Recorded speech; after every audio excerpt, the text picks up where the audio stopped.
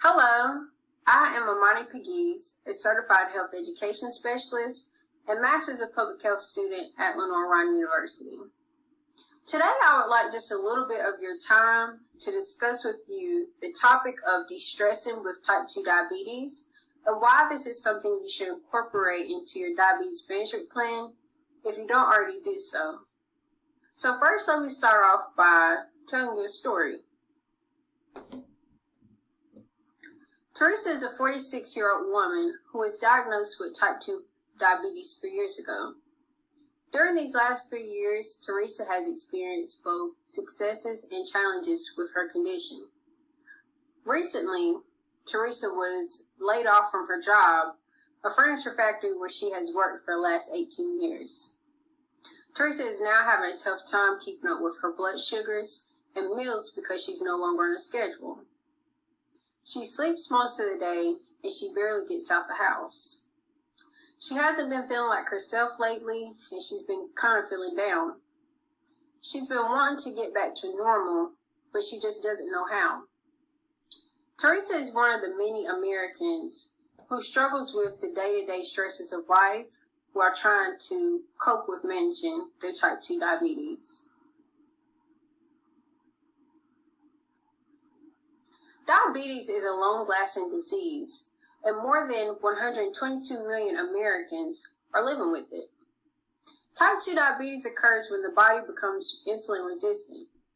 And if you're not familiar with insulin, insulin is a hormone that helps our body absorb sugar after we eat a meal. Some of the risk factors for type 2 diabetes include having prediabetes, being overweight, being 45 years of age and older, having a parent, brother, or sister that has the condition, lacking in physical activity, and being of African American or Hispanic descent. With being a diabetic, you should have a diabetes care plan. And a complete diabetes management plan first starts off with you having an ongoing relationship with your healthcare provider. And this helps for you to understand what type 2 diabetes is and how it affects your body. Also within your diabetes management plan, it should be ways to start eating better, being physically active, taking your medicine, checking your blood sugars, and learning how to cope with stress and identify symptoms of depression. So I just explained what should be in a diabetes management plan, and in explaining that, you can tell that diabetes management is a lot of work and it can actually be overwhelming. And then put that on top of the daily stresses of life, it can just be too much at times. So managing diabetes comes hand in hand with managing your stress, because stress levels can actually affect how you manage your diabetes. And actually, people who have diabetes are 2 to 3 times more likely to develop depression than people who don't have diabetes. Some of the signs of depression include feeling sad or empty inside, losing interest in some of your favorite activities, eating too much or not eating enough, not getting enough sleep or sleeping all the time, feelings of hopelessness and anxiety, having unexplained aches and pains, and even having thoughts of suicide and death.